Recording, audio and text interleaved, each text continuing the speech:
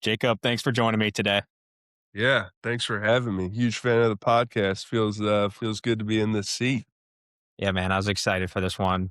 I think what I'd like to do here at the beginning, just to kick things off, is to give you the opportunity to highlight your background and let the audience get to know you a little bit. Yeah. So born and raised in Cincinnati. Was a part of a big kind of like West Side family name, which was great. So yeah, grew up on the west side of Cincinnati. Um, Oldest of three, had two younger brothers. Big family though, extended family. Um, Went to Elder High School.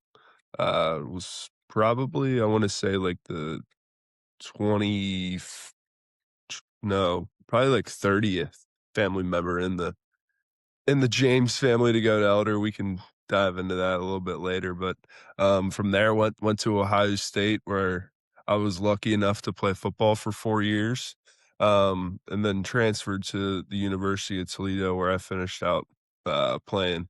Then moved back home, and it's kind of where I'm at right now. So it's a brief background check, Yeah. but hmm Well, obviously, we know each other personally, but I think that's yeah, helpful for the listener here and getting to know you. yep, I guess to kind of kick things off, I didn't realize there were 30 James that had gone to Elder. That's yeah. nuts. No, I, yeah, I don't know the exact number, but my uh youngest brother Cameron, he just recently graduated and he got a gift that was like all like pictures of like James's like from like graduation year, and it's like 30 something. So it's pretty cool.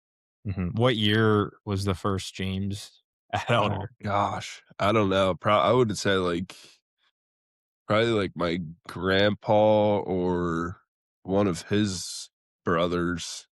So hmm probably like 1950, 60 maybe. Wow.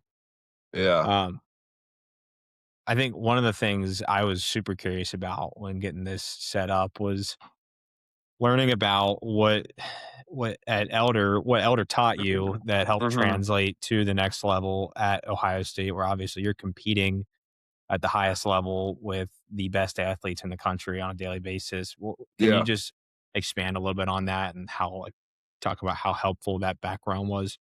Yeah. Yeah. No, it was extremely helpful. Because you come from a program like Elder, like, like you're set on you know, following, I don't know how to word this, like following a good like coaching resume, like, and like you're gonna have that discipline. You're gonna be able to, you know, stick in line and do things right.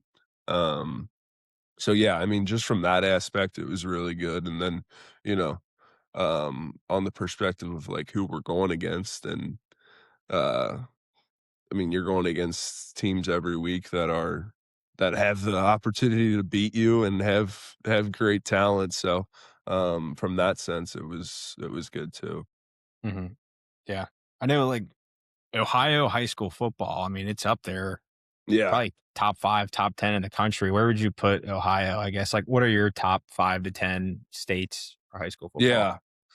Um, I mean, I'd put Ohio top 5.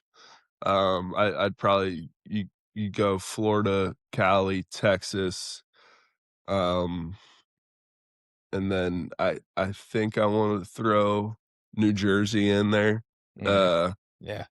somewhere in that area. But yeah, I don't specific order, I don't know, because I mean, I think they're all great. They all produce great talent. But yeah, I'd say Ohio's top 5 for sure. Yeah. What about Georgia? Would you throw them up that way? I Nah, I think they're I think they're maybe 6, 7. Yeah. Yeah. So, yeah. When you were wrapping up high school and your Yeah. recruiting process was unfolding, when did Ohio State become a real possibility for you? Just walk me through like your recruiting timeline. Yeah. So, my freshman year, um, I played offensive line, but I was, like, still, like, pretty light, so, like, just to give you, like, kinda like a background, like, I grew up playing football, always being told that I was too heavy to play, and I know, like, multiple like Danny, like, he was in that position too, Mhm. um, one of our mutual friends, but, like, always told that, like, you can't like, you gotta lose this to be able to play with your friends and stuff like that, so, grew up doing that, and then, like, my 8th grade to, like, freshman year was probably when I started, like, being told that, like, "Okay, you don't weigh enough now." So now it's like, "Wait, what?" Like, I was just told for how many years that I was too heavy to play, and now you're gonna tell me that I'm too light to play? Like, okay, so, Yeah, the weight limit anyway, stuff. yeah, um, anyway, so my freshman year, that's when, like, I started talking to my dad and other people about, the possibility of playing at the next level, so, that's ultimately when I started, like, trying to work for that, and then my sophomore year, I wouldn't say was probably the time when like, first started, like, going on visits and reaching out to coaches and stuff like that, so, yeah, Ohio State, my sophomore year, they invited me up for a visit, went up there and just loved it, fell in love with it right away. You get I think I went up for a spring ball practice, so I was, like, actually up there for, like, when stuff's going on, like, players Yeah. are in the building and they're practicing, obviously, so I think I still have videos on my phone from it, like, yeah, just fell in love, coach was really great at the time, it was Coach Meyer, so that was pretty cool to, kinda meet him a little bit. But yeah, I mean, it kind of slowly progressed from there because, like, I still hadn't, like, proven myself that I was able to, like, play at that level, and obviously, like, I still had to put weight on and, Mhm. stuff like that, so, yeah, it progressed over the years. Mhm. Did you ever consider going anywhere else? I mean, were there other schools that you're like, "Yeah, I could see myself there?" I would say, like, I could sit here and tell you right now that, like, yeah, but Um, I think looking back, I always had, like, in the back of my mind that I was gonna go to Ohio State, and that's actually, like, I don't like to live with, like, regrets, but, like, if I were to do it all over again, like, I didn't take very many visits, and I think, like, that's something that I, like, missed out on, just, like, going and seeing places and meeting new people, but in reality, I always knew I was gonna be at Ohio State, so Mhm. Talk to me about, what it was like having your dad around to help guide you with those decisions. I mean, having him, coach you as well. I mean, like, what was that like for you? I mean, Yeah, yeah, elaborate no, a it little it bit. was yeah, it was awesome to have, just have him to lean on for, guidance and, excuse me, just like guidance and, we were going through it together, because I was the oldest and, I would have been the first one out of 3 that he would have been coaching, so it was a growing opportunity for both of us, but I wouldn't trade it for the world, because he's able to coach me a little bit harder than he's able to coach, other guys, and, I'm able to go to him, for answers that, many people might not be able to. So, like, it was a different dynamic, but it was really cool, and I wouldn't trade it for anything. Mhm.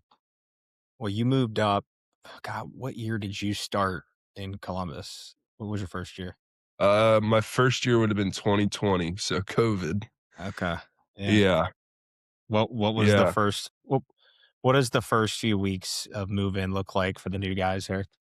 yeah. So, um, it's funny because when we moved, everybody else was getting sent home. So, like, everybody was, either on Zoom or they were living at their place on campus or they went back home if they were close. So when we moved, like not very many people were around, which was kind of weird. And due to like the safety precautions of COVID, like they didn't want us living in dorms because they just didn't think it was, safe. So we moved like right into an apartment, which was nice. I tell people all the time, like, you know, I miss the dorm life. Like, I guess I got lucky. I don't know. Like, I kind of wish I would have experienced that. But Nah, you got anyway, lucky. yeah. um, Anyway, so yeah, we move on to campus and um I'm not exactly sure on the timeline, but I want to say like the first 2 to 3 weeks you're just in a training group with other freshmen that are coming in at that time, which is kind of nice. Um because they kind of like ease you into it, like here's the expectations of the workout um and they take you through it. By any means was it not easier. It's definitely jumping from a college workout, it's an adjustment, but yeah, so they kind of eased us into it for about 2 to 3 weeks and then we start to get thrown into, you know, group lifting with the team and workouts and stuff on when we do like workouts on air and indie drills and stuff like that. So there was kinda like a good grace period of us getting eased into it. Mhm. Did you know your recruiting class going in very well, or like how connected were you guys up to that point?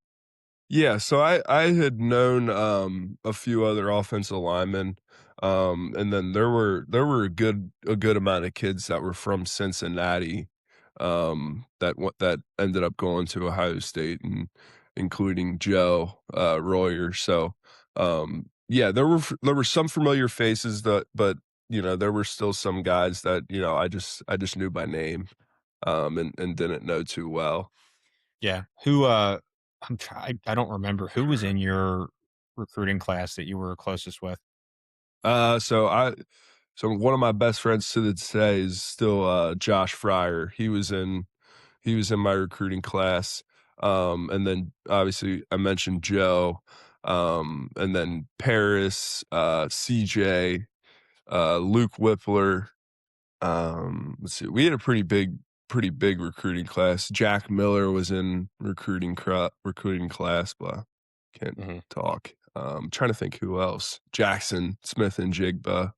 So guys like that, and it was a good mix of, guys who got there early and then guys who got there in the summer. So Okay. Yeah, I'm remembering back. It was me and your cousin Brad up to that spring game, and I think we yeah, sat right by Jack and Jackson Smith, the yeah, Jigba, in that game. And now obviously he just won a Super Bowl, so that's kind of yeah, cool. yeah. It is. It's awesome. Yeah. Um, but yeah, I remember taking you guys that spring game. That was a blast. Yeah.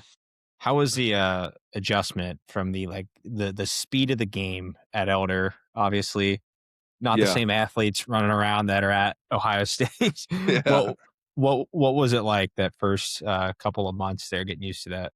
yeah. No, it was definitely an adjustment. Um, and not necessarily just by the speed that's happening around you, but like the speed that they're expecting you to be at.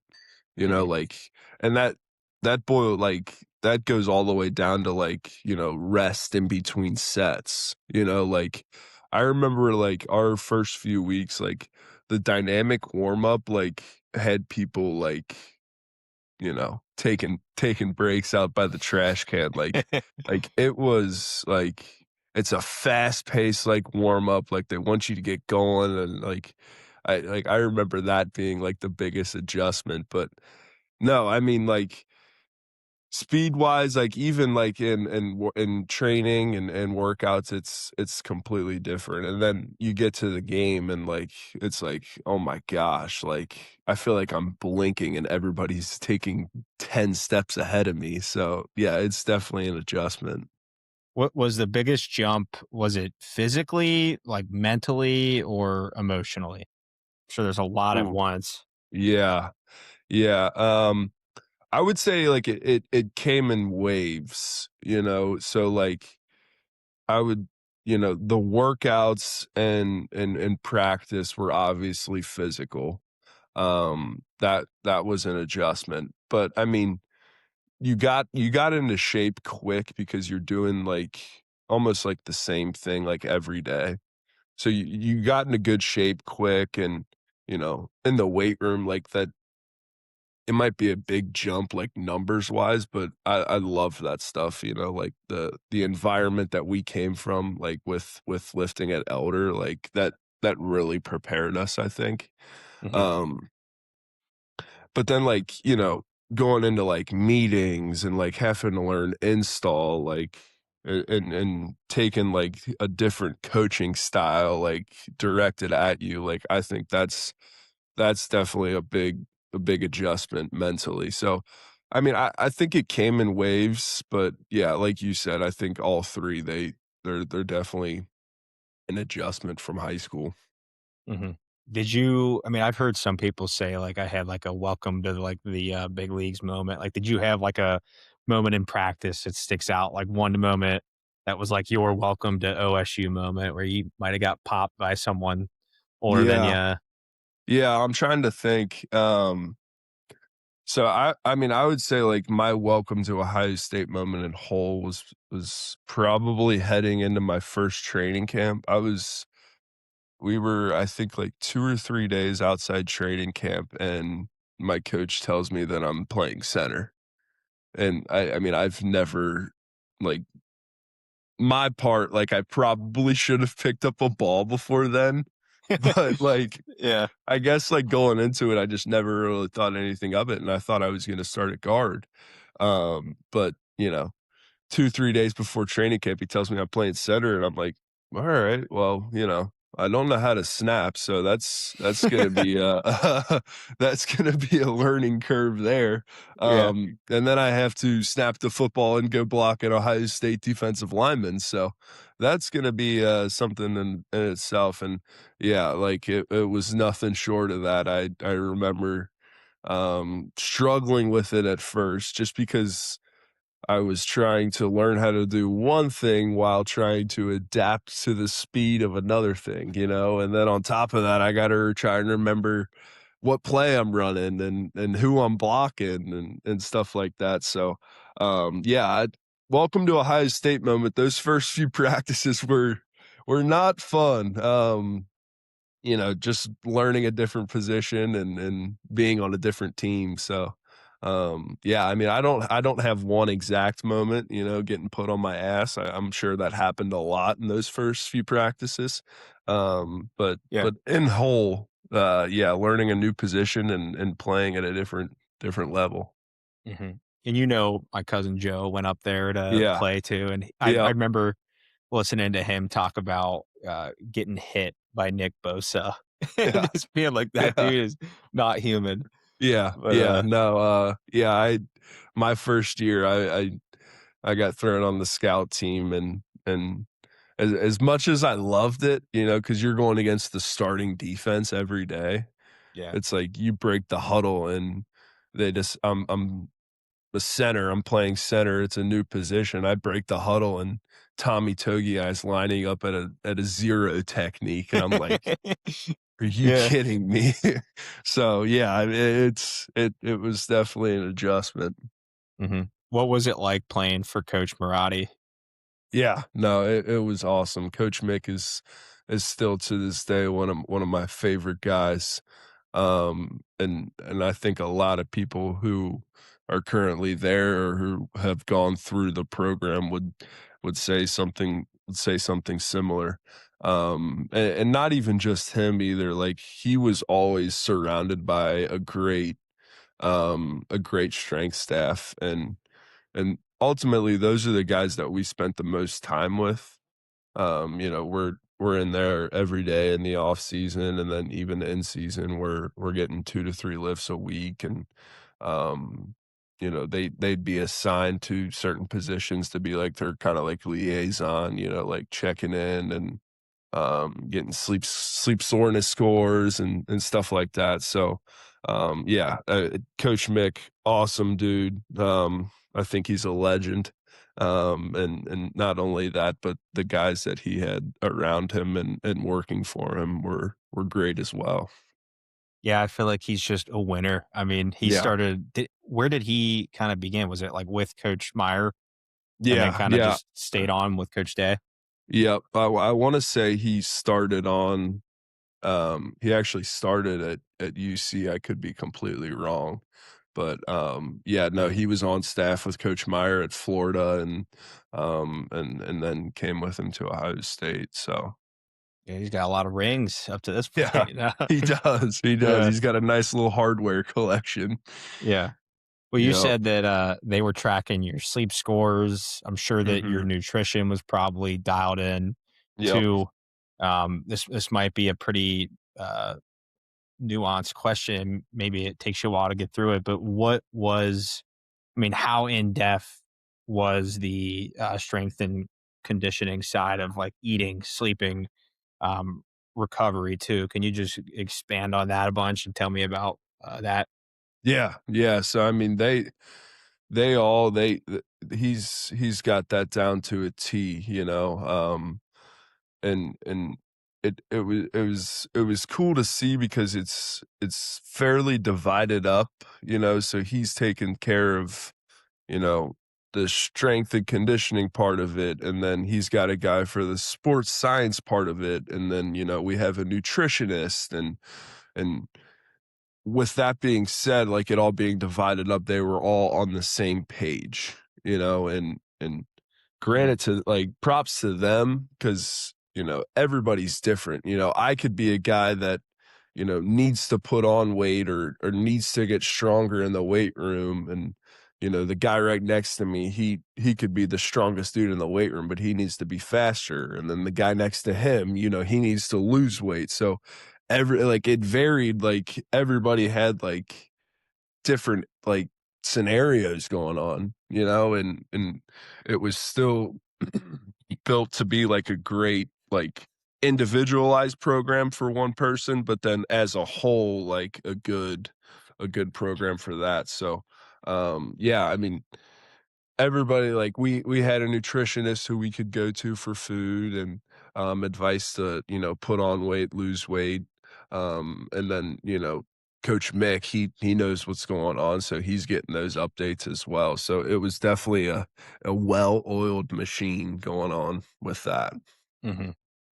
One of the things that you probably, have an opinion on is turnover in college football, and especially at a program like Ohio State, where there's a lot of winners. There's a lot of people that learn how to win at a high level and how to operate. Mhm. What was your experience with that and seeing coaches that you were working with for a year or two leave, and how was the staff that was still there able to replace them and keep that system and those processes running Yeah. seamlessly? Yeah. Yeah. So I mean, when you get to that level, it's a business all around, and as much as people like to think it's just a business for the players, it's a business for the coaches too, and I kind of got to see that firsthand. Like these coaches are going home to families, like they're like this is their livelihood. um so yeah, I mean you see that like right away. But I think one thing that Coach Day always did so good at is like if one guy was leaving, okay, who can I bring in that's gonna fill that spot, but maybe, take it to the next level, if that makes sense. Um, so in my case, I had 2 position coaches while I was at Ohio State, and, you know, I I remember, getting communicated with, of like what was going on and stuff like that, and what the plans were to bring in the next guy, and that communication goes a long way because you'd like to be in the loop, like you're a part of that room too. So yeah, I mean, and it was great. The transition was fine. It's definitely it's a process because you have to learn his new lingo or how we're gonna do this, how we're gonna say that, how are we gonna communicate this. It's definitely a whole learning process over again, but just being a being kinda like a vibes guy at first, getting the respect of everybody in the room and then going from there. So that that turnover for me, it wasn't really an issue. Mhm. One of the things that I think Coach Day's done really well is, like you said, he loses a high performer and then goes out and finds someone that Yeah. somehow elevates to another Yep. level. And that's really difficult to do. And like you saw guys like Nick Saban do that for Mhm. years and continue Yeah. to adapt and find people. And I've seen Coach Day; he's going to the NFL a fair amount. Yeah. Why? Can you explain why and how that actually allows him to find candidates like Matt Patricia or someone that is just on another level, and why you think that would be important for the hiring process? Yeah. Yeah. So, I mean, I think there's a few key pieces that kinda go into that.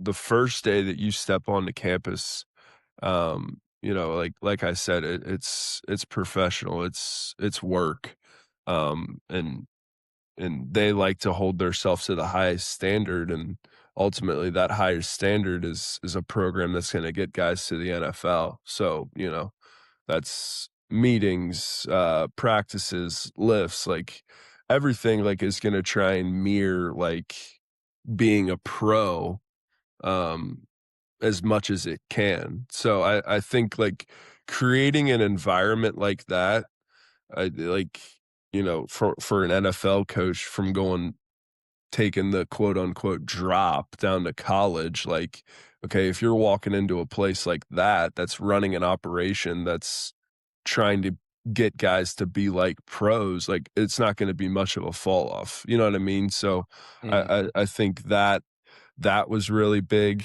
And then, just from Coach Day's experience in the NFL and him running an offense or running a system kinda like a pro, offense would be, I think that's ultimately attractive as well. So it kinda hits on, like, all aspects to where, it is kind of a drop, but in reality, is it though, So, like, I think that's what his ability to go get these NFL guys, I think that's why that's been happening so much. Mhm.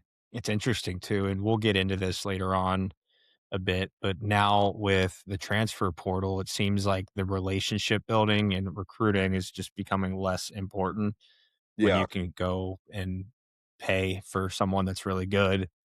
yeah, So some guys like a Chip Kelly can come in and just say, "I just want to coach football at a yeah, really high level, and I'm really good at that, and I don't want yeah, to go out and maybe recruit as heavily as I would have had to have done yeah, years ago." yeah, How do you see the game evolving now? And maybe we don't have to dig super deeply into the transfer portal yet. There's still a few questions I have about your OSU experience, but can you answer yeah, that? yeah, yeah, I mean, I can't really speak for it right now because I haven't, like, Coach Day always phrased, the way we need to grow is kinda like an iPhone coming out, like, we always need to be upgrading, and I think that's I don't know if upgrading is the right term for NIL, but it's year after year, it's evolving, and even different seasons of the year, like winter workouts, like I think NIL is gonna look different than in spring ball, so um I can't really I can't speak on what that NIL is right now. But from when I was there, um it was still a good mix of, you know, like you said, building that relationship and knowing and caring for who you're playing for, but then not only that, like being able to be rewarded if you are a bigger name guy. So I think it's like you said, I think it's grown past that a little bit. And I think it's starting to lean more towards an NFL style of stuff. So, yeah, I mean, I'd be curious to see, like what that's kind of like in it. Just because you can only see so much being out of it. So, Mhm. Yeah. I got a bunch of questions on the yeah, NIL and the yeah, portal that I'll ask here in a few, but yeah. before I get there, I want to do a few more kind of behind the scenes sort of Okay. Yeah. questions. Um, Mhm. could you walk me through what a typical in season game week looks like for a player? Yeah. Yeah. So, just start with Monday, and then it'll kind of wrap around. Mondays are our off days. And I say off days like you're still trying to get in the building and get ahead on the week, whether that's watching the past week's film, or usually there's a big emphasis on getting caught up and watching whoever you're playing that week. So Monday's kind of a big day for that. And you can use that as we would have, like younger guys like go in, catch an extra lift on Mondays, or if you're an older guy and maybe, you need to work on this or that, you're using that day for that. Um, and then come Tuesday, that's we called it a bloody Tuesday up at Ohio State, and then that's exactly what it was. That's full pads. That's probably our longest practice of the week. Um, and we're hitting first and second down and run game. We're doing inside run and really getting the pads popping. So yeah, that's a Tuesday. And I'm sorry, like before all that, we're going to class in the morning. The way that they do it is we were an afternoon practice team, so everybody's scheduling their classes for in the morning or early afternoon. Um, so yeah, you go to class, and then you get to the facility around like that early afternoon time period, eating lunch, getting taped, getting activated, whatever you need to do, and then we'll have a meeting. And usually, since that's our first time meeting together of the week, that's kind of like our install meeting for the week. Okay, so these are the looks that are going to be solid this week. This is what to expect on their first and second down, and these are the pressures that they bring out of this personnel. So kind of like a light introduction on the week and what to expect. And then obviously we have that Tuesday practice. And then Wednesday's kind of similar. It's not as intense, but it's intense in its own self, that we were really emphasizing short yardage and third downs um, on Wednesdays. And my time there, we were kind of off and on short yardage and being able to run the ball. So sometimes, in some cases, Wednesdays became bigger than Tuesdays. Um, so yeah, and then come Thursday, we're taking the pads off. We're in what we called spiders. They're kind of like, those lacrosse, like I don't know like exact lacrosse padding, but it's kind of like that, like light material. So it's not as much as shoulder pads, so it's not going to be as heavy and gruesome of a practice, but it's going to be more mental. So Thursday's that. It's a lot of, reps on air, reps against the scout team, and getting a lot of mental reps. And then come Friday, well, Thursday, if we did have an away game, or no, we'd travel on Friday, I'm sorry. Um, Friday, if we had an away game, we'd usually practice at the facility and then leave for it. And that practice is just on air, with nothing on. Well, clothes on, sorry, I meant, like, pads and helmets I got you. and stuff like that. But yeah, again, just a mental day, and meetings are bumped up a little longer, so it's a lot of, finishing touches on the week, and last minute, okay, well, just in case we see this is what we need to call, or this is what we need to do. And then we're traveling to the game, and um we're hanging out at the hotel if that's an away game, or even if it's a home game, we're at the hotel, getting right. Coach Mick and his staff, they would set up, like, stations to get, like, rolled out with, like, those big, like, 75, 85-pound metal rollers, and Yeah. so, like, they're doing soft tissue on guys, and then you got the whole training staff, they're doing, Norma Tech, what the STEM, like, just whatever you need to get right. So that's at the hotel, and then Saturday's game day. There's there's a schedule for that. I don't know if you want me to get into that, but Do it. Do Sat it. I want to hear. okay. Well, so game day, it really just depend on, what time kickoff was. We always had a good mix of 12 o'clock games and then the night games. So 12 o'clock game, it's a quick turnaround. So we're up earlier, and we're getting moving. Usually we tried to take, like, a lap, like, right before we started the day off, right, and, like, right after we woke up, to kinda, like, get the body moving and get everybody waking up and stuff, and then we'd have meetings and breakfast, and maybe even a walkthrough, and then obviously we're getting ready to head over to the stadium. The night games, I'd say it's a little bit slower of a buildup. That was always emphasized when I was there, and it's kinda hard because, like, you wake up on game day and you're like, "Oh my gosh, it's game day, like, let's go," but, like, in Yeah. reality, like, if you're like that all day, and the game rolls around, like, you're gonna be kinda, like, mentally drained. And so that was always a big emphasis, that it's like, it's that slow build up. So we might get to sleep in a little bit, but nothing crazy.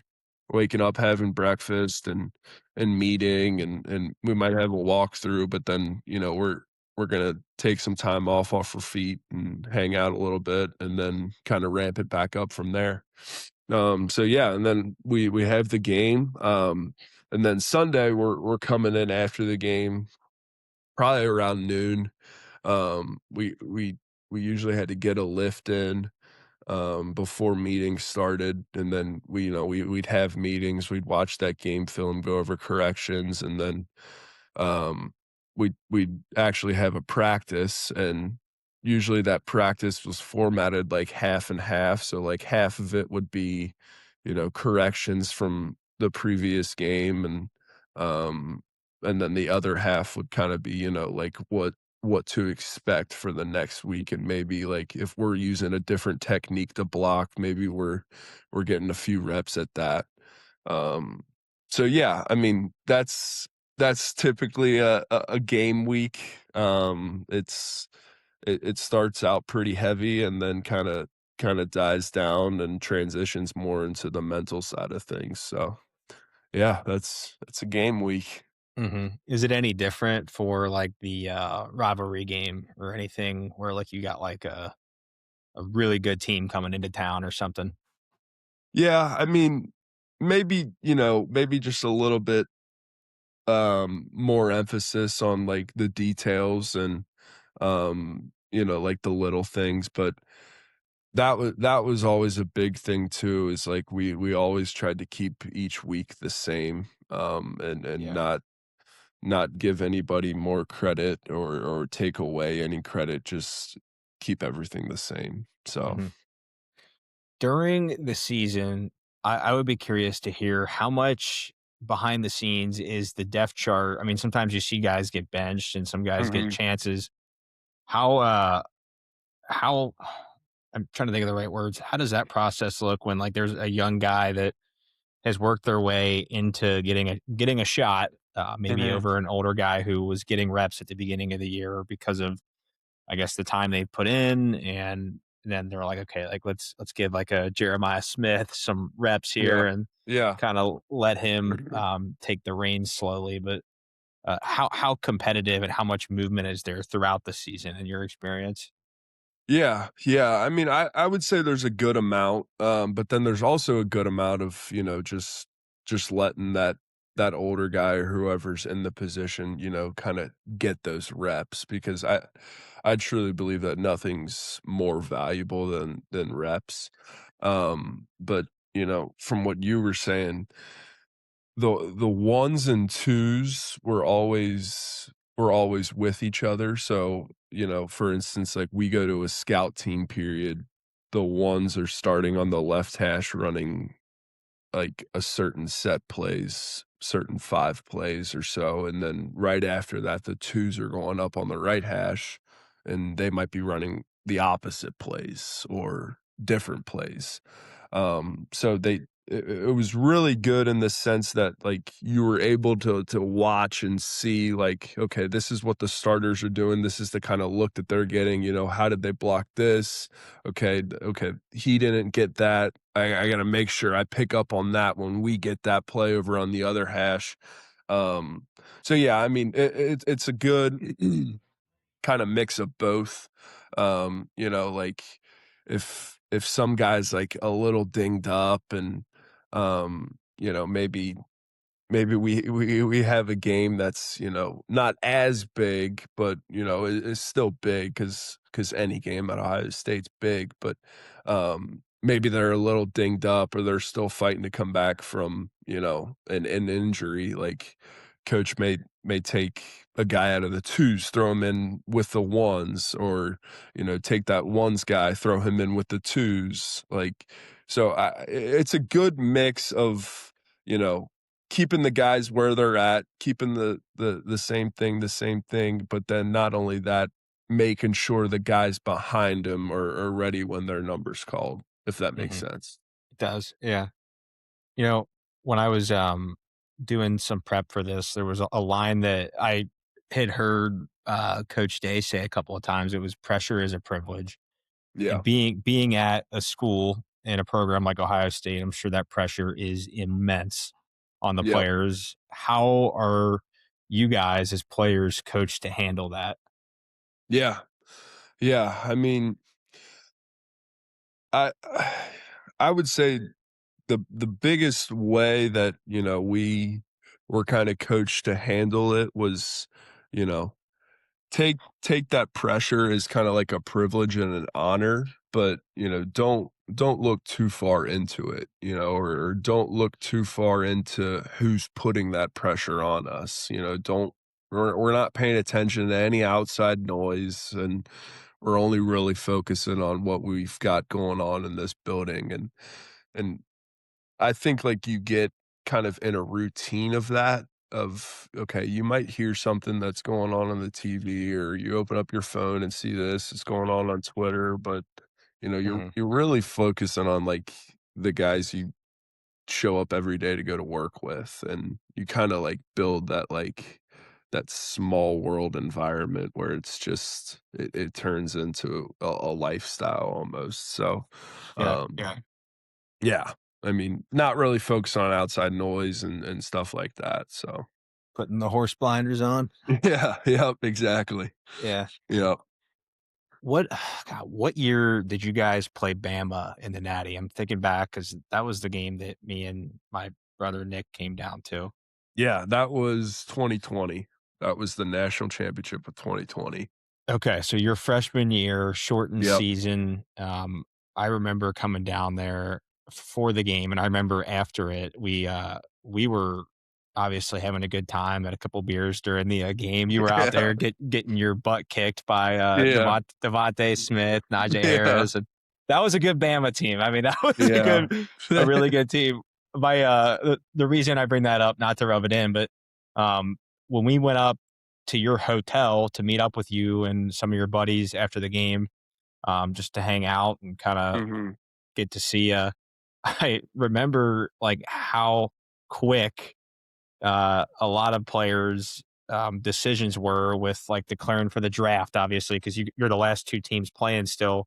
Yep. Um, my question is at the end of the season, I mean, like, how quickly and what's going on behind the scenes for a lot of you guys as you're making those decisions, as the coaches are getting ready for the next year, as guys are going out, you're maybe sliding into a more important position on the team. Like, what is that process kind of like start to finish for those few weeks?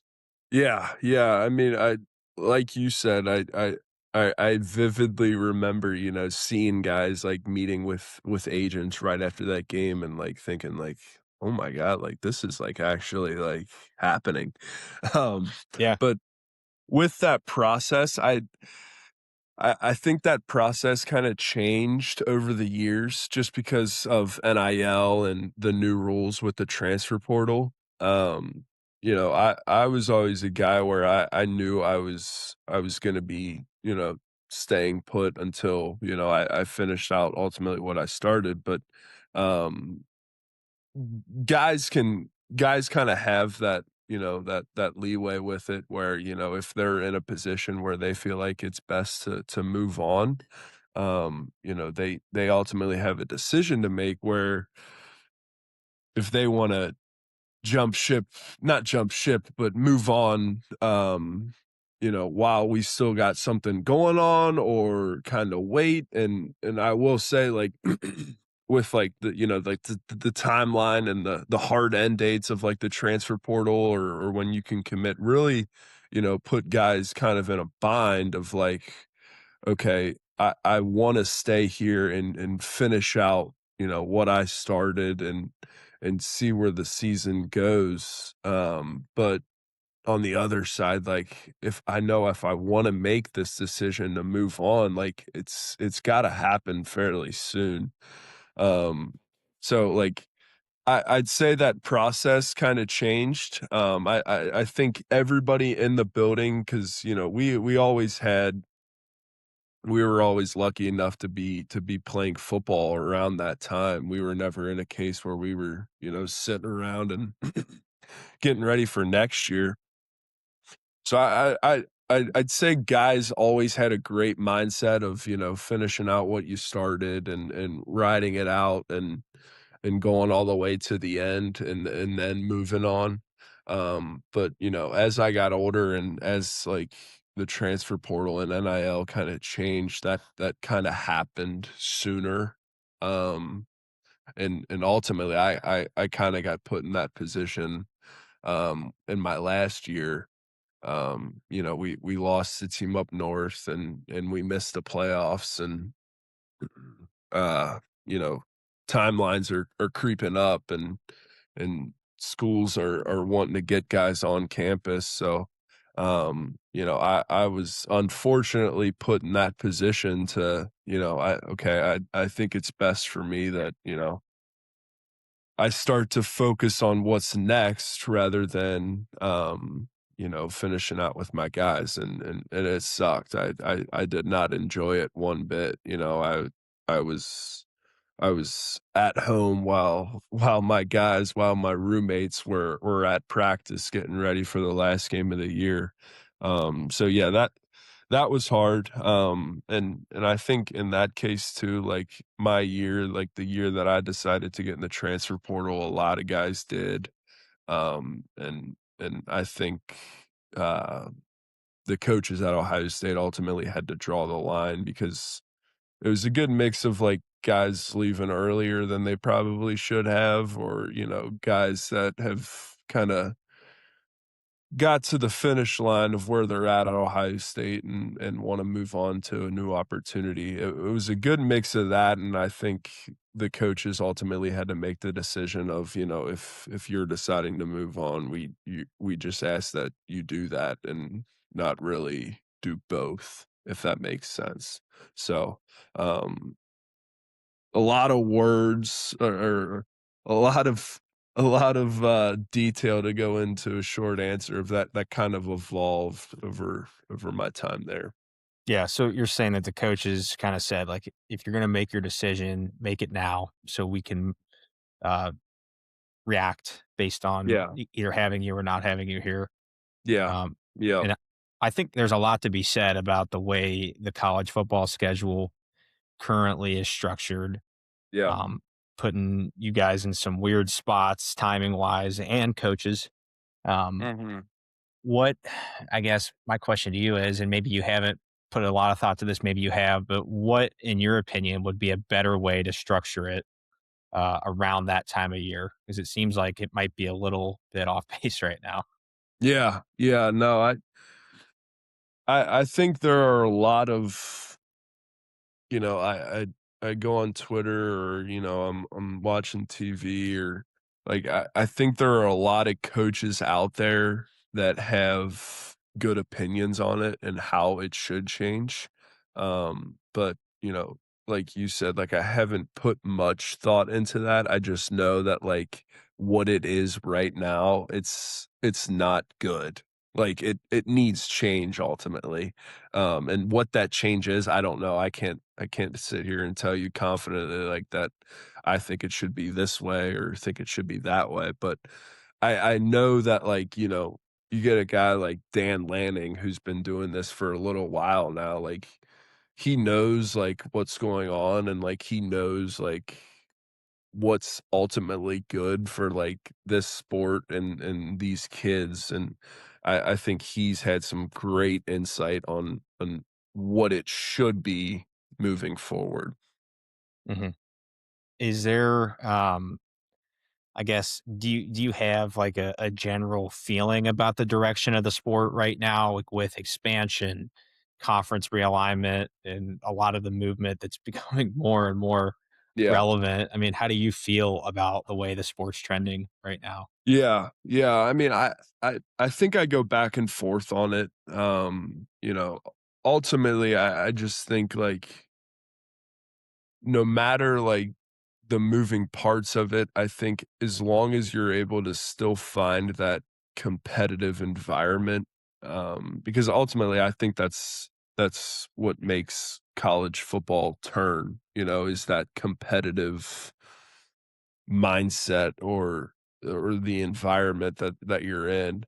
Um, so yeah, I mean, I think it's getting a little away from that, and it's starting to, like I said earlier, lean more towards the NFL. But I think there are a lot of great minds in college football and great coaches in college football and even people outside of it. You take a guy like Coach Saban, like he did that for how many years and like he knows what college football should be like and even though I think it's heading in one direction, I think there are going to be people that step in that know like okay, this is true college football, we can't let it go down this route or it could turn into this.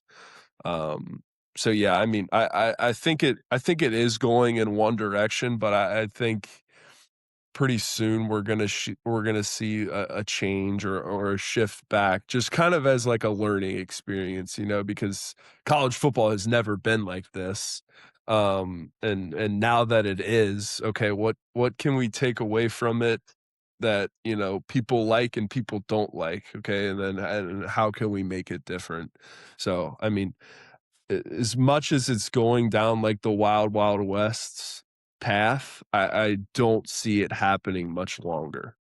Okay, so you think we're gonna course correct at some point? That's good news. Yeah, yeah, I think so, and if it doesn't, I hope it happens soon.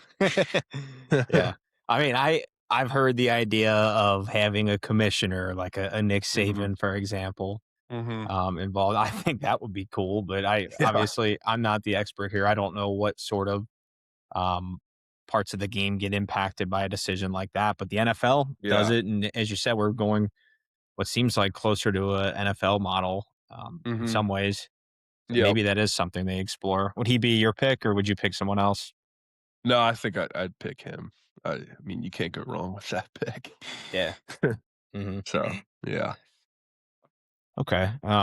With the way that I guess NIL and the business side of college football is, it feels like every month there's just, it's completely different. Yeah. um, when you guys were playing, how difficult was it to keep up?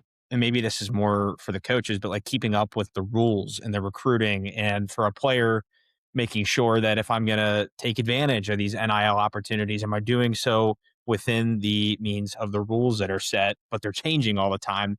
How Yeah. did you guys deal with that? And how did OSU and then Toledo later on support you through that? Yeah. Yeah. I mean, I think with that, open communication with anybody, like, never hurts, like, we were always having compliance meetings of, our compliance officer, filling us in, "Okay, here's what's different, here's how it's changing," and stuff like that, and, later on in my career, it was more common for guys to have agents, and I think, finding the right fit for that agent, so then, they can take some of that responsibility, like, okay, so you were able to do this, but now the rules changed where you're not able to do this. And I think, a combination of having somebody like that, or, having people in the building that you could go to and ask a question, I think that was always really big, because there were instances where people got in trouble for doing stuff, and ultimately they had to pay the consequences for it. So just kind of using those as an examples, and kind of making it an open communication to where you can go to people and ask questions about, and learn on stuff that you're not familiar with. Yeah. Well, I guess backtracking a little bit, as Yeah. you entered the portal, I think that was the Hmm. year you guys went to the Cotton Bowl, right? Wasn't that Yep. the Mizzou game? Yep. Um, what can you just take me inside your mind as you made that decision? You already talked about it a little bit, but like what Yeah. mattered to you most when you chose to enter the portal, and how were you evaluating schools that were reaching out to you?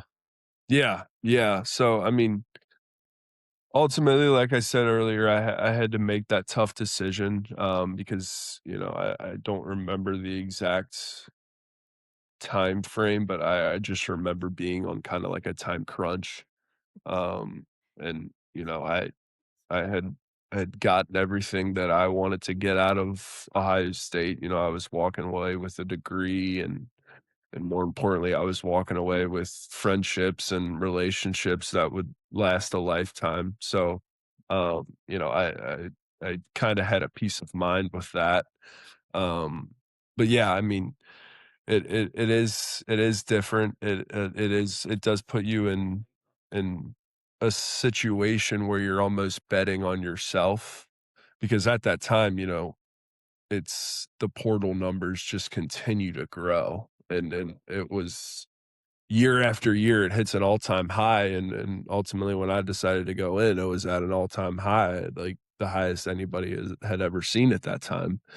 So yeah, that was, a little discouraging, but, you kinda go into it wanting to find something as similar or as close as to, the program, or the routine that you're coming from, Okay. and ultimately that was pretty big for me, and then just building the relationships with the new coaches that might be reaching out, or they're recruiting you now, and I will say, like, it felt similar to, coming out of high school and being recruited, but, like, you've gone through 4 years of competing at the highest level, you've seen some things, and, you've ultimately grown as a player and a person, so you almost know, like, what to expect, and I will say that was kinda nice, because Uh, I don't think many people were able to BS with me, you know, I was able to kinda see through that, and ultimately, I didn't want any of that, you know, like, I wasn't going in the portal to hoping to sign with a school for this amount of money or stuff like that. I just wanted to play football, and, you know, I think when it boiled down to that, that made that process a little bit easier. Hmm.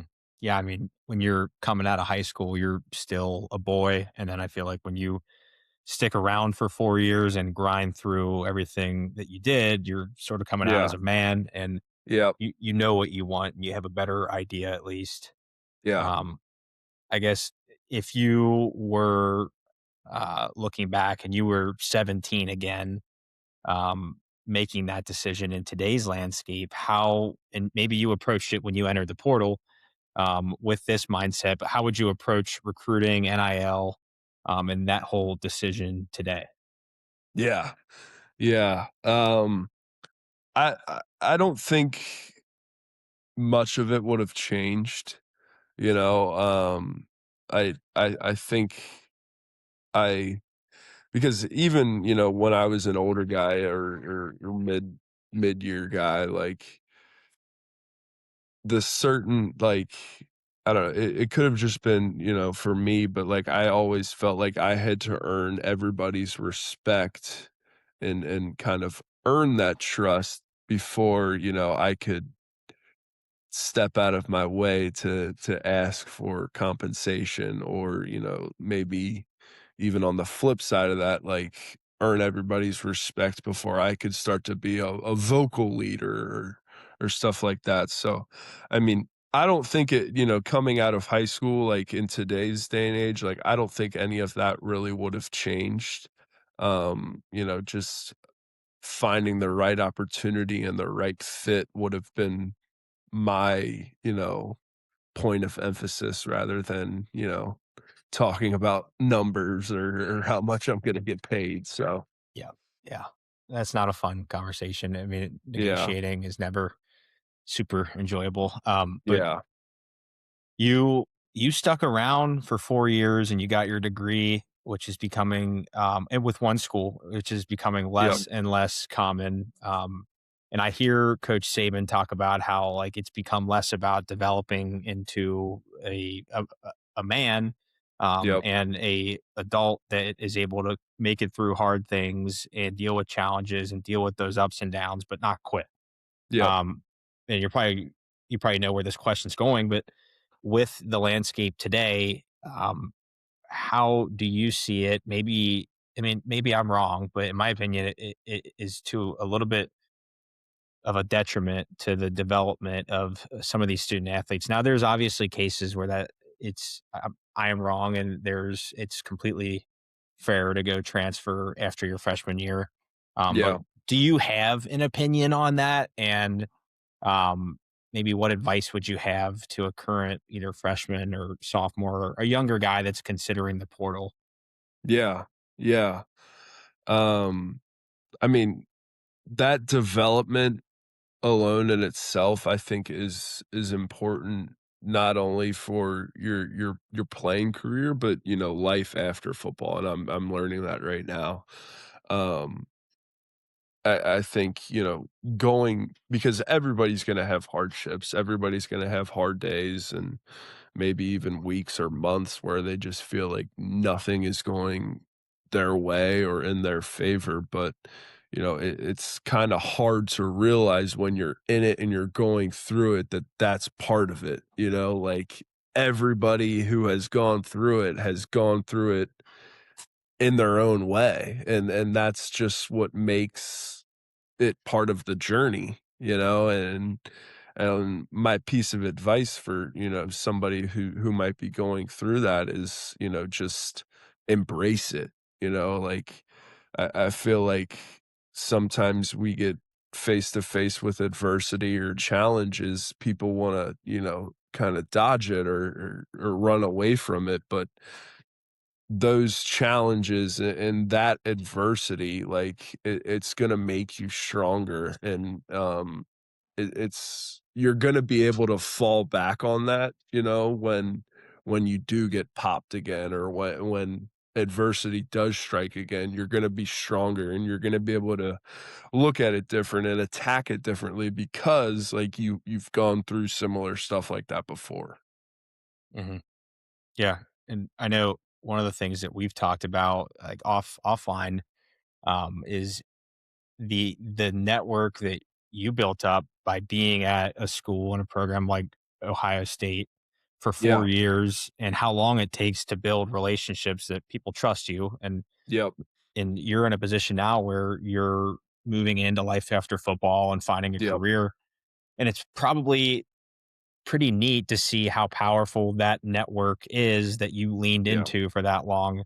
And one of the things that I worry about for guys that um, are younger and hopping around every year is you maybe miss that opportunity instead of thinking, okay, like I need to think a year from now or 2 years from now. You're thinking 30 to 40 years ahead and an entire Mhm. career. Now, I get it. There's probably so many examples of players that it does make sense for them to Yeah. go and try to get as much money as possible now. um, Yep. Everyone's different. Everyone has different priorities and things that they need for their families, but which is why I think NIL is cool. Like I think it's Yeah. really an amazing opportunity, and I think there needs to be guardrails on it. Obviously, what those Yep. are, I don't have the answer. Kind of like you Yeah. said, Yeah. um, if you could, I guess, change maybe like one thing about how it's structured right now, is there anything that comes to mind to you, or are you kind of still in the wait and see and feel it out uh, mode? Yeah, I mean, I I would say, like, I lean more towards kinda like the wait and see, Hmm. just because, like, I don't know, like I said earlier, like, NIL has, like, changed so much from, you know, when I was a part of it or when I was in it. Um, I mean, one thing, like, I will kinda change, like, would want to change, is just, you know, I struggled with, you know, being an older guy or having teammates that were older guys and, you know, earning that respect and going through, you know, how many years of off-season workouts, spring practices, seasons, just anything you could think of, like, what comes with spending a year at Ohio State, like, going through, like, all of that and then, you know, not being as I wouldn't say compensated, but, like, not being rewarded as much as, like, okay, like a five-star guy coming out of high school, you know, like, granted, like,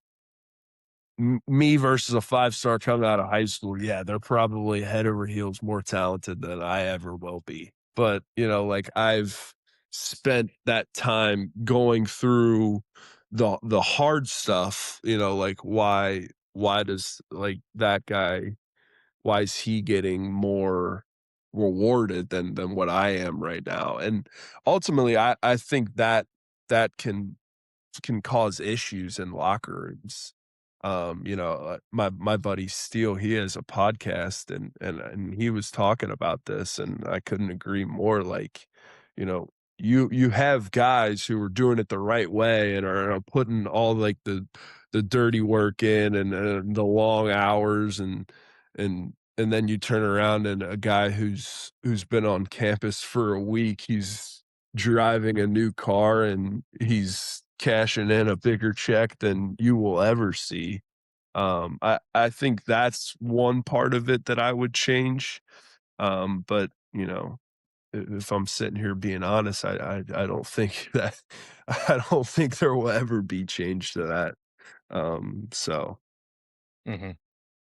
Yeah, and yeah, I get what you're saying completely.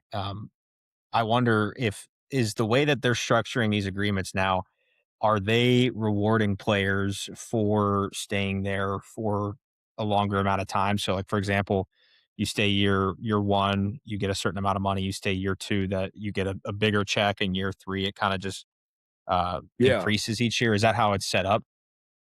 I'm not sure. I mean, I wouldn't be surprised if that's how it's set up. Uh-huh. And in that case, like, yeah, that's awesome, because you recruit guys or, you're making a decision to go to these schools ultimately to stay there for 4 or 5 years. Like, Mhm. and I think it's kinda shifted from that where it's like, "Okay, what school am I gonna pick that's offering me the most amount of money?" Like, I just I don't believe in that, and I don't think that's gonna get you very far throughout college football, approaching it like that.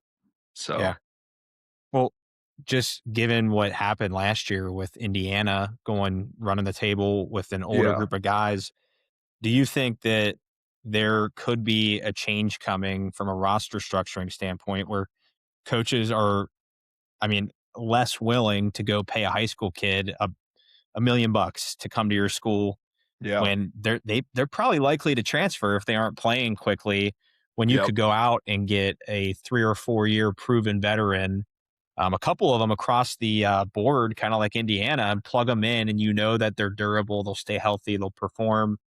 They yeah. have proven production. Do you think that there's a change coming from a roster structuring standpoint in college football, or is this just a 1 year thing that Coach Signetti pulled off? No, no, I mean, I definitely think there is going to be an adjustment, um, from, like, the structure of a roster because, you take IU and what Coach Signetti did, like, he went and gotten guys that had proven themselves somewhere else, so now he's gonna give them an opportunity to do it at a higher level, and ultimately, it paid out for them. Um, you know, it's unfortunate because you think of guys that are coming out of high school that, you know, probably aren't gonna get the same opportunity if they would have if they were a different age or, they were getting recruited 5 years ago, and it's unfortunate, but I I think I think we saw a change in ruling with the JUCO because they're starting to brace themselves and prepare themselves for, college football turning into just straight transfer portal. Because I do think ultimately there are gonna be a lot of kids that don't get the right opportunity coming out of high school. They know they can still play. They know they wanna play, so, okay, I'm gonna have to go to a JUCO for 1 to 2 years, develop it develop at that rate and, try and get better to where, okay, I reevaluate in 1 to 2 years. I got 2 years under my belt. Where can I go now? I think that is unfortunately coming. But then too, like I know there are coaches out there who truly believe in high school recruiting over the portal, which is good, and I think having that healthy mix, of high school recruiting and portal recruiting, I think is the right way to do it. Mhm. Yeah, I've heard, I think I've heard Coach Day say this too, that I think the last couple of years, they were focusing really heavily on retention, keeping Yep, guys in the building for a long period of time, which not many teams were doing. I mean, yep, obviously it worked. They won that national title, and like you mhm, said, there was that healthy balance where they had holes that they plugged, with guys like Will Howard and Quinshon Judkins. yep. Um, Now it's tough though. I mean, like, do you think that that model is going to continue though? Because like it's there's fewer and far between. I mean, there's less examples of guys that do stick around, Yeah, from that freshman year to that junior year, that year three mark where they're probably having their most production. yeah, yeah, I mean, I unfortunately, I think that that will change, and I think you will find cases of both, Hmm. like a guy who who feels like he should be playing right away, he goes in year 1, doesn't play, and then he's out. Like, I think that there's always going to be cases of that, take NIL out of it, like, that's still gonna happen. Yeah. Um, but then I do think you will find cases where, kids go into school and it's just the right fit. They've fallen in love with it. They've developed great relationships with coaches, and maybe they are getting a little, something on the side with NIL wise where okay, this is doable, and ultimately I think, you know, development is the most important thing, because I never felt right where, I knew I wasn't developed at a level that I needed to be, or, I knew I wasn't good enough to where I should be pounding the table saying, "I need to be playing or else I'm out of here." Like, that just doesn't sit right with me. So, like, finding that right fit to be developed and finding a coach who is going to invest in you, I think ultimately that's what's most important. Hmm. And you seeing, I guess now, being post football, you watched this year, Coach Sig have an Mhm. incredible year. What would you attribute their success to mostly this year? Yeah. I mean, I would say off the field stuff, I think he really created a good environment off the field, just maybe in the facility or, he had the right coaches that were maintaining good relationships with the players. I think he had a lot of guys that were coming from, different backgrounds or different schools, and he created that environment of wanting to win. And I think that was that could have been, like, the most important thing they had going for them, to go to the national championship and win it, so Hmm. One of the things I didn't ask more on, but I want to, yeah, is your experience at Toledo and how it mhm, differed from being at Ohio State, and just overall what that it was 1 year that you were there. Is that right? yep, 1 year, yep. What was that experience like for you? Yeah, yeah, no, it was awesome. I couldn't have asked for a better spot to land at or even a better group of people to do it with. I was very fortunate enough to go into a program that was led by Coach Candle, and he's established his success, and he's great coach, great even better person off the field. So yeah, that was great. And then, my position coach, Coach Hallett, and then I I I I played with our GA in a sense, Max Ray. So, having familiar faces and having people around that you can trust, and even the strength and conditioning side, Coach Brad Bichet, like he was awesome in itself too. He it's funny because he is actually Coach Mick's nephew. So they were very similar, and then they were very, very different in their own way, but, having that kind of and, like, sense of familiarity, like, in that environment, I think that was very nice for me to have. So, yeah, in conclusion, my experience at Toledo and getting to actually play football, like, I couldn't have asked for anything better. Yeah. What was the game you guys went to, like, 3 or 4 overtimes? I remember watching that on my couch with my Yeah, that dad and my was, brother. that was our bowl game against Pitt. Yeah, yeah. It's Oh, man. crazy. So, I might be getting the, details wrong, but my brother, him and his buddies, they do, like, as a group, they each pick 1 game that they, is their call, and I think he Yeah, his pick for the week was you guys, and then all their friends, I think, like, it's like a parlay, like, they put, like, all 7 bets down, and they yeah, each put a little bit of money in, and if one of them yep, hits, they win a bunch. Normally, they don't win, but they have. And Yeah. I think his bet that week was your game, and we were sitting there watching it, like, screaming, and it made it That is awesome. all the better, but we're like, "Oh, yeah, there's Jacob snapping the ball, it's kinda Yeah. cool." Oh, Yeah. man. You guys won Yeah. that too, right? Yeah, we did. Yeah, That game was crazy. yeah. Crazy. I mean, it felt like a dream. Like, it felt like one of those games that you're a part of where it's like, is you look around, you're like, "Is this really happening right now?" Or, like, It kept something. ending, and then everyone would run off the field. They'd be like, Yeah. "Oh, wait, we're gonna change Yeah. the call or something." Yeah. What happened? I don't remember the details, but what's the spark notes just for the listener? Yeah, so I think one of the first ones or one of the first times that had happened, it was a 3rd or 4th down. I can't remember, if time was short or not, but all I remember, like, the play happening and then it ultimately ending, like, I think we had, like, a sack or, like, maybe it was an incompletion.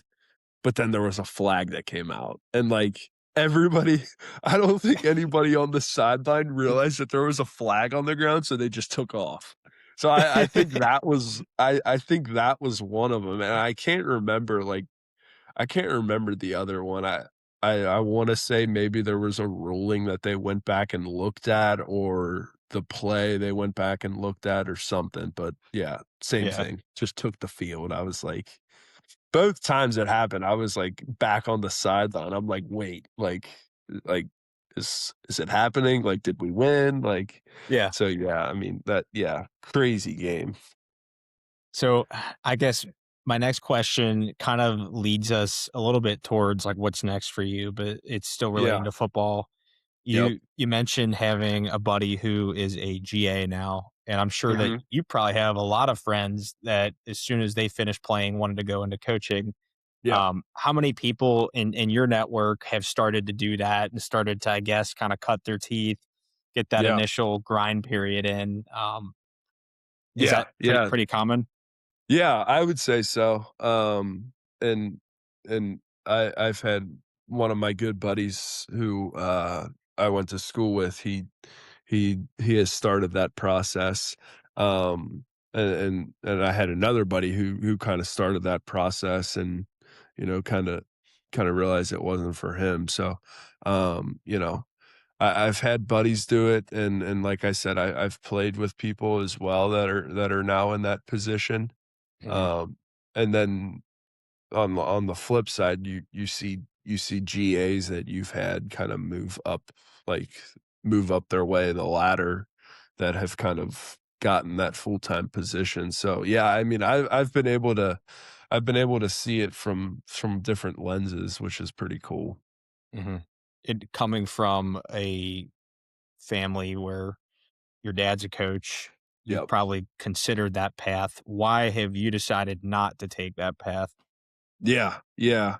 Um, ultimately, I think, when I got done playing, I was fortunate enough to be able to play for 5 years. I think my mental, um, my mentals were a little drained with it.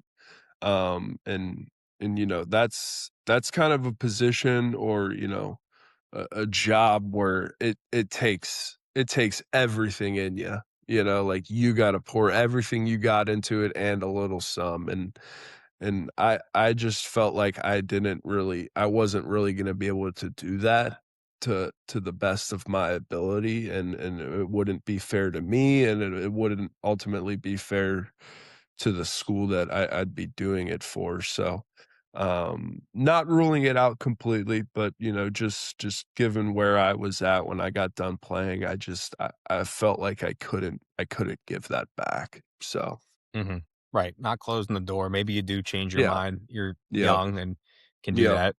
Yep. Um, how how much do you think the lessons that you learned in your, I guess, even back growing up until Yeah. your experience at Ohio State and Toledo, you went through a lot. How Yep. do you think that those experiences lean into what's next for you?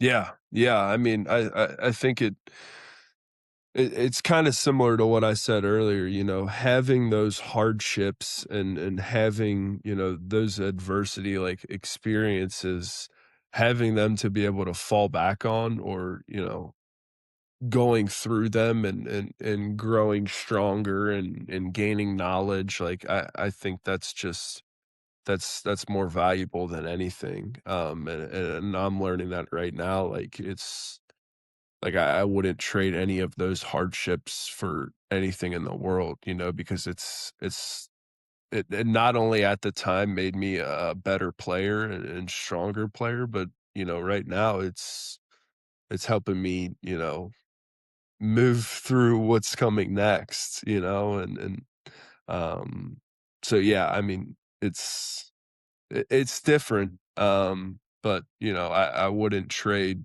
you know, anything I went through or growing up on, I wouldn't trade that for anything because now it's more valuable than ever, so, Mhm. Yeah, it seems like a lot of, former college athletes really yeah, do end up dominating whatever they do because of yeah, that work ethic that just gets yep, ingrained in you. yep. Um, what I guess what lane or career path right now are you looking for? And like what is most interesting to you as you're sort of evaluating that and taking those next steps now? Yeah, yeah, so, um, you know, ultimately, I feel like I'm looking for something where I can go in and grow, where I can go in and learn, and do something where, you know, I can use that work ethic that, you know, I've kind of built up over the years, be able to use that and translate it over, and you know, be rewarded for it. Um, I could sit here and tell you like I don't really know what I wanna do long term. And so I feel like I owe it to myself to be open to anything, you know, and I feel like by doing that, you're gonna be able to learn so much and, um, learn so much about, you know, new opportunities or new things you never knew of, and also learn, you know, okay, what is it that I like and what is it that I don't like? Um, so yeah, I mean, kinda going through that right now, but, you know, just looking for a fresh opportunity where I can go in, I can grow, I can learn, I can fail, I can put in hard work and just go from there, so Hmm. Well, sounds like someone will be lucky to give you that opportunity. yeah, yeah, Um, yeah, I'm excited to see how that all unfolds. I'm gonna transfer us now into the rapid fire round, and we'll try to get okay, things wrapped up here. These will okay, be a little quicker, and I'll try okay. not to follow up too much. But first one is who was the toughest opponent that you faced in college as a team? Toughest opponent in college we faced. I Yeah. would say probably the Georgia team that we played down in the Peach Bowl. Oh yeah.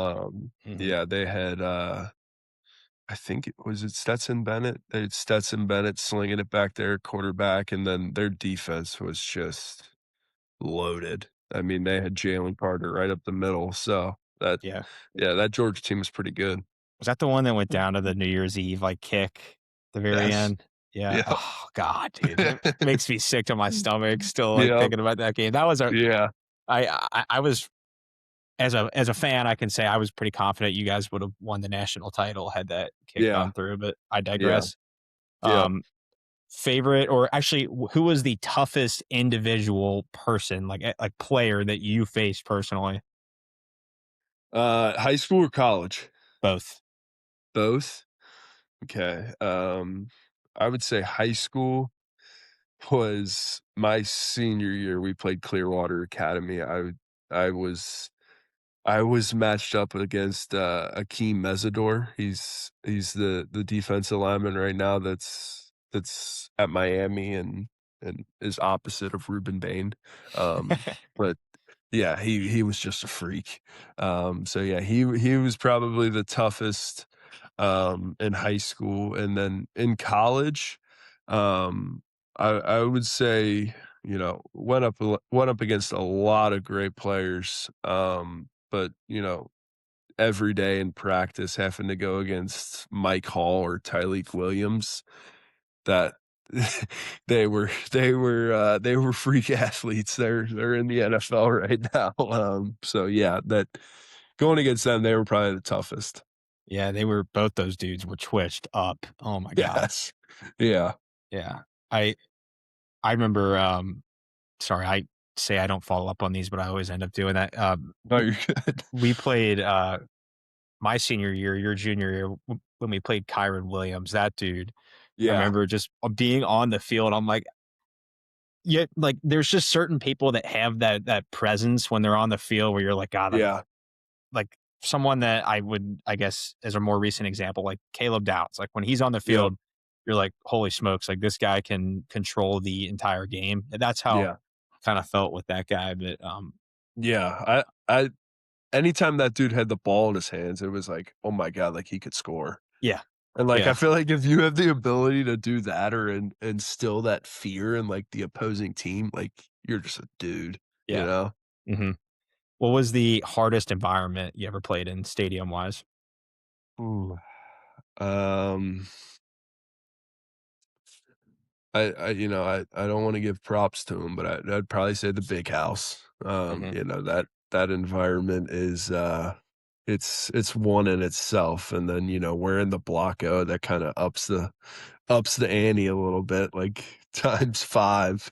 But, yeah, that was pretty tough. And then going to state college, playing at Penn State was pretty tough as well, like, if I was standing me to you on the sideline, like, we couldn't even have a conversation because we wouldn't even be able to hear each other speak. Um, yeah, so that was tough, and, both of those with those games going into, like, that big environment, having to go on silent, like, I don't think many people understand, like, if you do silent count, like, the right way and, like, you practice it and, like, get in a good rhythm of it, it can be fine, but if it messes up at all, like, that operation, like, you're in for a long day, and, like, I don't think many people, like, realize, like, that how much, like, that affects, like, the game. So, mhm. Yeah, I gotta stop calling this rapid fire round because I end up, like, asking follow-up questions and adding. yeah. But I was telling you earlier that, Adam Brenneman came on, and he was talking Yeah. about playing in the whiteout, and he's like, "Dude, there's Yeah. nothing like it." I mean, Yeah. it's nuts. That's a game that would be fun as a fan to go to. I've never, been to Penn State, but that would be cool. Yeah. Yeah. No, definitely. Now too with their new head coach, Mhm. I What do you think think that about that could be that pretty cool. hire, Matt Campbell? I I liked it. I liked it. I think Campbell's a guy that's been able to prove himself, and he's had established success, and he's a younger guy too. So I mean, I really liked it. Yeah, it just felt like he was due for a big job every year for the past, like, Yeah. 10 years. Yeah. So, Yeah, and then we got to this year, and it's like nobody was really mentioning his name for it, and then they hire him, and they're like, "Oh," yeah. almost a sense of, like, "We forgot about this guy." Yeah. Yeah, Yeah. yeah. Kudos to him for sticking Yeah. around, and I Yeah. think No, Iowa yeah. State is such a cool program, so I thought Yep. he's always been fun. Yep. Um, what is one rule change that you would make to college football today? One rule change. Hmm, that's a good question.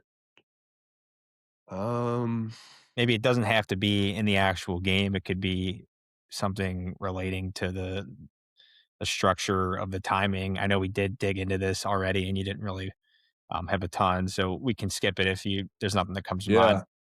Um, no, I mean, I would say, like, just, like, the timing of it all, you Mhm. know, and more specifically in the sense that, like, if you're a team that's playing, like, later in the year or, like, you even make it to the national championship, um, like, with the rules in play, like, that's, like, what, like, January? So, like, right around the corner, school is starting, and, like, you're not you're not really given, like, a break. like, because you have to Yeah. be there for school because you're enrolled in classes, so it's like, we literally just played in the national championship, like, a week ago, and now we're already back on campus, like, having to be here because of class, you know? So, like, I would say just, like, the break periods, making those, like, more structured and yeah, break Yeah. periods.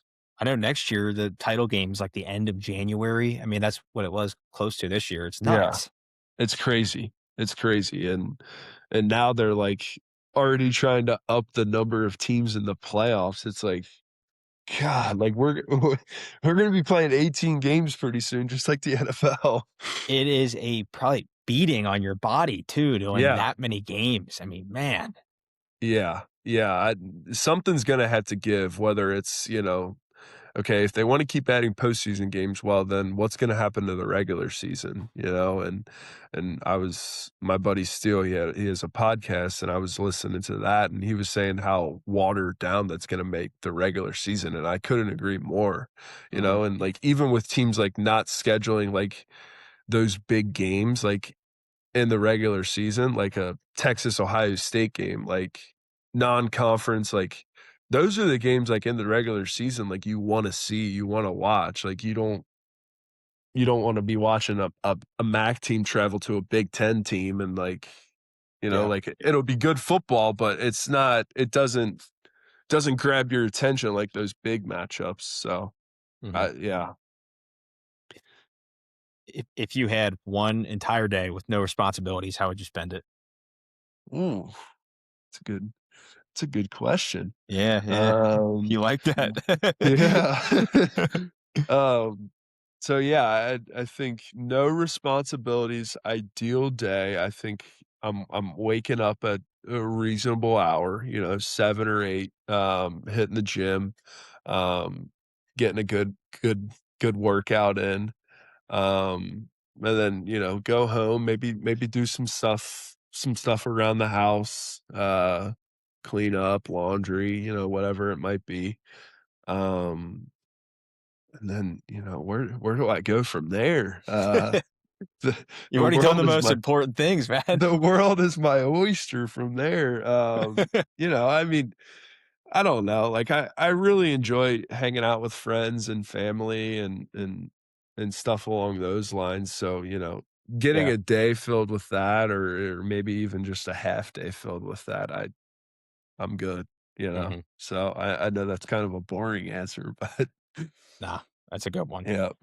Uh, my last question that I Okay. ask every single, guest that I have on here, and I realize that I just threw the rapid part of this rapid fire round out the window. Yeah. But what is one single piece of wisdom that has had the greatest impact on you and that you hope the listener of this episode takes away today? Yeah. Yeah. Um, I think one piece of advice, and not really like a piece of like specific advice, but just doing things right and putting in the hard work for it. I think we're we're in a day and age where people like to see instant gratification and being able to be rewarded right away, where in reality that's not really the case many times. And I'd say, accomplishing whatever you set out for is one in itself rewarding and great, but I think the process and the journey of getting there is even better. So yeah, I mean, just embracing, all the hardships, all the good, all the bad, I think it goes a long way and it'll take you a long way. So Mhm. Jacob, this was great, man. Where yeah. can my audience, find you if they're wanting to give you an opportunity, maybe? Yeah, yeah. I mean, I'm on all socials and I'm on LinkedIn as well. So yeah, I mean, reach out. Would love to connect. Yeah, Jake, this was great, man. I appreciate you taking Yeah, the time here yeah. today, all right? No, yeah, this was awesome. This was definitely a good opportunity and and always great to spend time with you. So, Man, likewise. I'll see you, brother. yep. See you, brother.